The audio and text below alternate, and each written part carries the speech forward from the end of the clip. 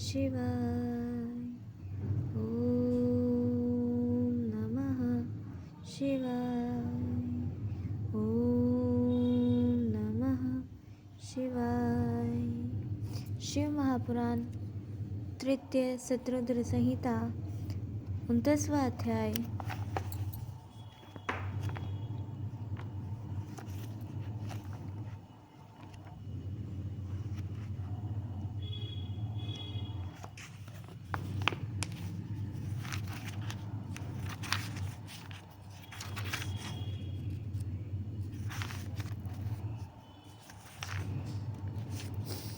शिवजी का कृष्ण दर्शन नामक अवतार। नंदीश्वर बोले, हे सनत कुमार, अब राजा नभक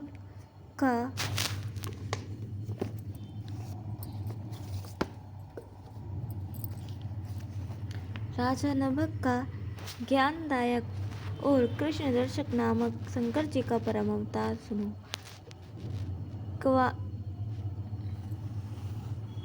श्वाको वंश में श्राद्ध देव की नवी पीढ़ी में राजा नभक का विद्या का जन्म हुआ था। जब नभक उन दिनों के लिए गुरुकुल में विद्या पढ़ने चले गए तो उनके शिवाकु आदि भाइयों ने राजा का विभाजन कर उसे हड़प लिया। नभक पिता के पास गए और सब समाचार कहा। उन्होंने नभक को धैर्य देकर कहा, तुम्हारे भाइयों ने तुम्हारे साथ छल किया है और मैं तुम्हें एक उपाय बतलाता हूँ जिसके करने से तुम्हारा दुख दूर हो जाएगा। आजकल बुद्धिमान आंगिरस ब्राह्मण यज्ञ कर रहे हैं जिसमें प्रत्येक छठे दिन उन्हें मोह प्राप्त हो जाता है और इस प्रकार उनका यज्ञ पूर्ण नहीं हो पाता।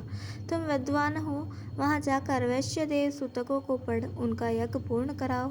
यज्ञ के पूर्ण होने पर वे ब्राह्मण स्वर्ग चले जाएंगे और वे संतुष्ट होकर तुम्हें अपना बचा हुआ सब धन दे देंगे, जिससे तुम सर्वदा के लिए धन से संतुष्ट हो जाओगे। पिता के यह वचन सुनकर नभक प्रेम पूर्वक वहां गया जहाँ पर वह उत्तम यज्ञ हो रहा था। उसमें पहुंचकर बुद्धिमान मनुपुत्र ने तो वैश्य देव सूतक का स्पष्ट उच्चारण किया। यज्ञ कर्म समाप्त होते ही वे आंगिरस ब्राह्मण अपने यज्ञ का अवशिष्ट धन नभक को देकर स्वर्ग को प्राप्त हुए। परंतु उसी समय शिवजी कृष्ण दर्शन रूप में प्रकट होकर बोले, हे नभक, यज्ञ का अवशिष्ट धन तो मेरा है, इसे तू कैसे ग्रहण करता है? नभक ने उत्तर दिया, इस धन को ऋषियों ने मुझे दिया है, यह मेरा धन है। तब प्रसन्नता आत्मा कृष्ण दर्शन ने कहा, हम दोनों के वाद विवाद में आपके पिता ही प्रमाण हैं, जाओ उनसे पूछो, वे जैसा कहेंगे हम वैसा मान लेंगे। यह सुन नभक अपने पिता के पास पहुँचे।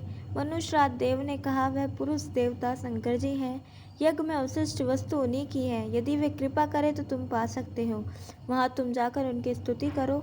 ऐसे कहकर मनुश्राद्ध देव ने अपने पुत्र को शंकर जी के पास लौटा दिया। नभक शंकर जी के पास पहुंचकर हाथ जोड़ उनकी विविध प्रकार से स्तुति करने लगे। तब शिवरूप कृष्ण दर्शन ने प्रसन्न हो नभक से कहा, मैं तुम्हारे व्रत से प्रसन्न हूँ, मैं तुम पर कृपा कर यह सनातन ब्रह्म ज्ञान देता हूँ कि तुम शीघ्र ही महाज्ञानी होकर सब वस्तुओं को ग्रहण करो। तुम विकार रहित हो, सब सुखों को भोगो और मेरी कृपा सहित इन ब्राह्मणों के साथ सद्गति को प्राप्त हो। ऐसा कह सत्यव्रतियों पर दया करने वाले भगवान शंकर अंतर्ध्यान हो गए। फिर अनेक सुखों को भोगते हुए अंत में नभक शिवलोक को चले गए। इस प्रकार कृष्ण दर्शक नामक नभक का आनंददायक शंकर जी का अवतार मैंने कहा, जो सब पापों का नाशक, सज्जनों को भोगदायक, मोक्षदायक और पढ़ने तथा सुनने वालों को सर्व कामदायक है। जो मनुष्य इस चरित्र को शायकाल स्मरण करेगा, उस बुद्धिमान को काव्य रचना तथा मंत्र रचना की शक्ति प्राप्त होगी और वह मोक्ष का भागी होगा।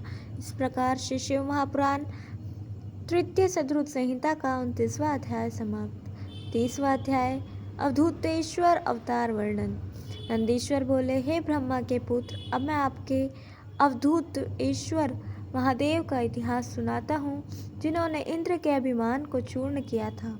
एक समय बृहस्पति और सब देवताओं को साथ ले इंद्र शंकर जी का दर्शन करने के लिए कैलाश पर्वत पर गए तो इंद्र को आया जान लीलाधारी प्रभु शंकर ने भयंकर अवधूत रूप धारण कर लिया।